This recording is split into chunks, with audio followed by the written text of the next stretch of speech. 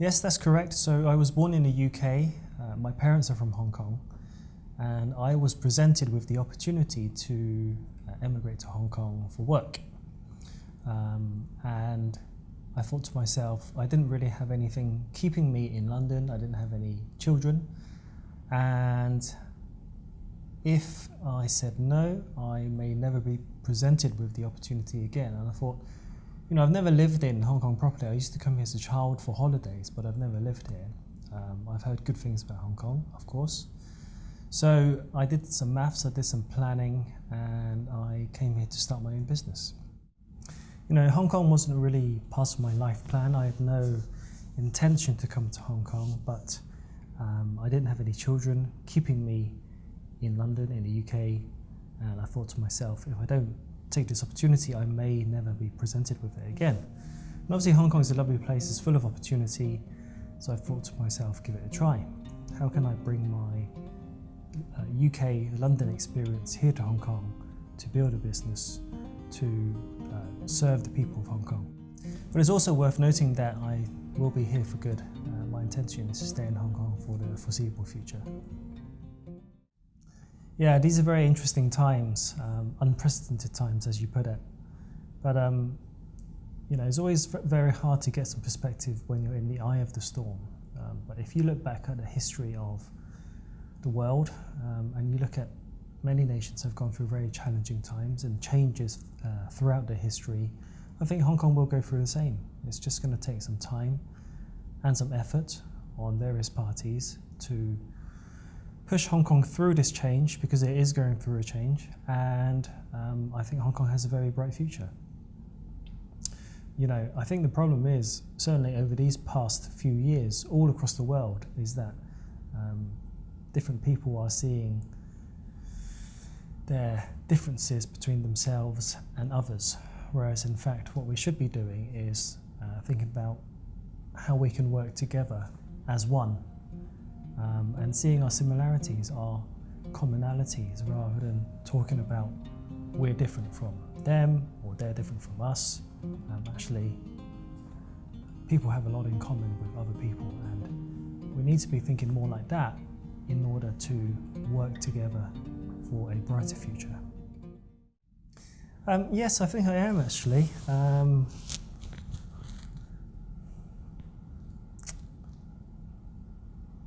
I think I have to be, I'd imagine it'd be pretty dull if you're not an optimist. Pretty depressing as well. You've got to look forward with a sense of optimism about the future. And, a lot of people worry, but they worry about the things that they can't control. So I say, what's the point? Focus on the things you can control. Do what has to be done right now in order to make the future brighter for yourself and for others. There's no point worrying about things you cannot control. And in order to be an optimist, you have to know that you can change your own future.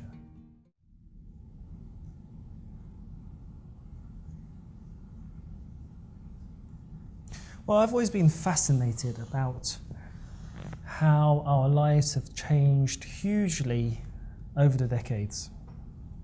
Think about our mobile phones. We can't live without them these days.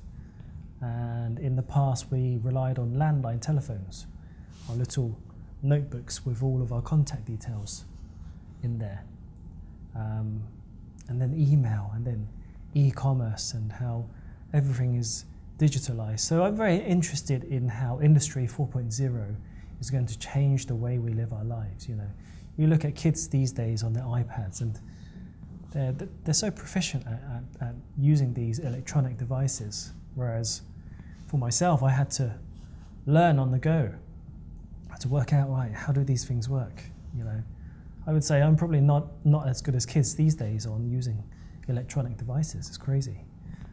So I'm very, very interested about the future and how digitalization and autonomy and information is going to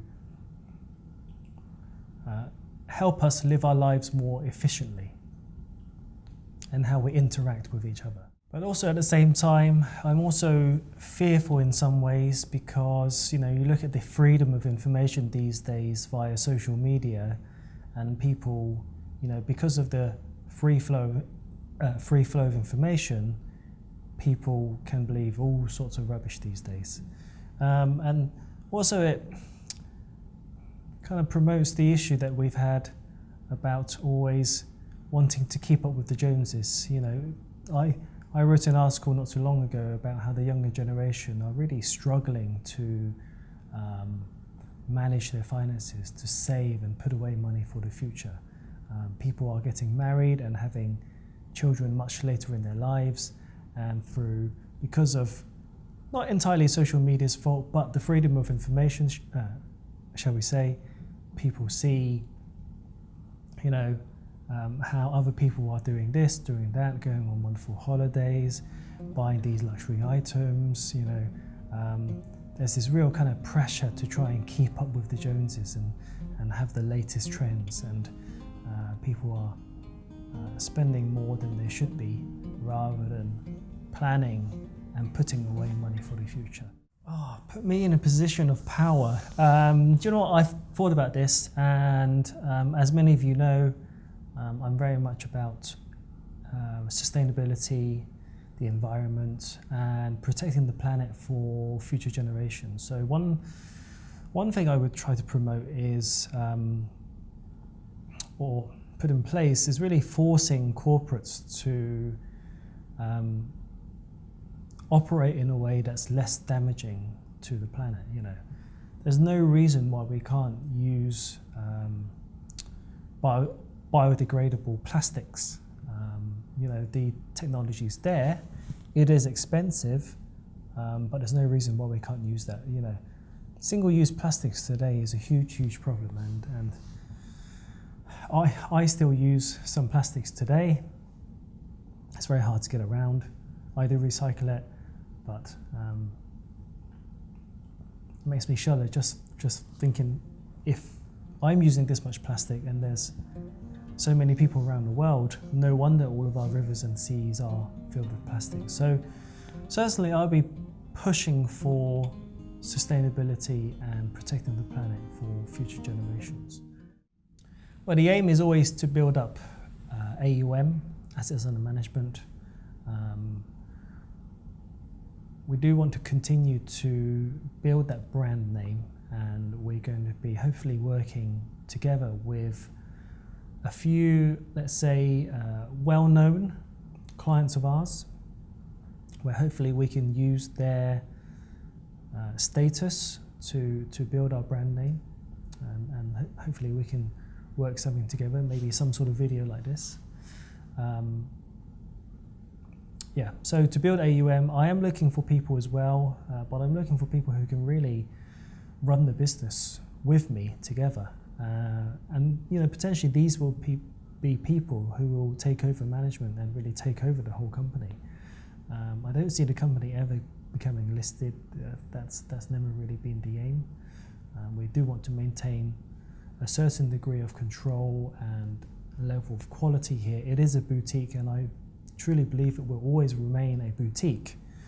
It will certainly grow, but it will still have that kind of boutique way of doing things where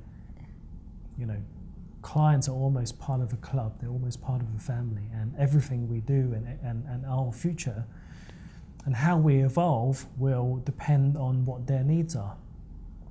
So we're not looking for a huge number of clients, we're looking for the right clients. We are looking for high net worth and ultra high net worth, and we'll evolve according to their needs. I think really, I suppose my ultimate aim is for JS Wealth to become a highly respected member of the financial services industry. We'll never be large, but we'll be that underdog who really has built a name for itself. I think even as we grow, we do want to maintain that boutique way of doing things, really putting the client at the center of everything we do essentially, even how we evolve and grow over time.